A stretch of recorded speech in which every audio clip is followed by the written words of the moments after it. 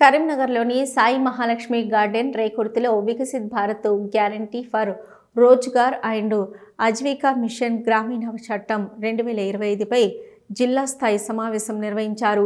ఈ కార్యక్రమంలో వికసిత్ భారత్ గన్నేరువరం మండల కో-కన్వీనర్ పుల్లెల జగన్మోహన్ పాల్గొని గ్రామీణ ఉపాధి, జీవిక అవకాశాలు, యువత భవిష్యత్తుపై కీలక ప్రసంగం చేశారు. ఈ కార్యక్రమంలో పలువురు పాల్గొన్నారు.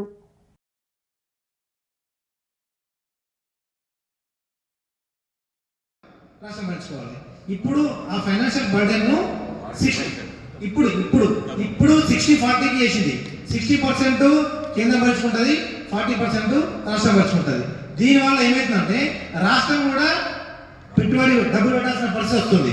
ఈ పైసలు పెట్టేసరికి వాళ్ళకి కఠినం స్టార్ట్ అయింది. ఇది రాముని పేరుంది కాబట్టి దీన్ని మనం వ్యతిరేకించాలి. మన అభివృద్ధి కోసం కష్టపెట్టినప్పుడు, మీరు బాధ్యతగా ఖర్చు పెట్టినప్పుడు, మనం 60 రూపాయలు పెట్టినప్పుడు రాష్ట్రంలో వాటా కూడా వాళ్ళు 40 రూపాయలు ఖర్చు పెడితే 100 ఎగ్జాంపుల్ ఇస్తున్నారు. 60-40 రేషియో అంటే 60% మనం పెడితే 40% రాష్ట్ర ప్రభుత్వం పెడితే ఈ పని సజాగా జరుగుతుంది. ఇప్పుడు మనం పెడుతున్నాం ఫండ్, వాళ్ళు పెట్టాలంటే రాష్ట్రంలో ఇప్పుడు అప్పుల పరిస్థితి ఉంది. కనీసం జీతాలు ఇవ్వలేని పరిస్థితి, ఈఎంఐలు లేని పరిస్థితి, సంక్షేమ పథకాలు చేయలేని పరిస్థితి.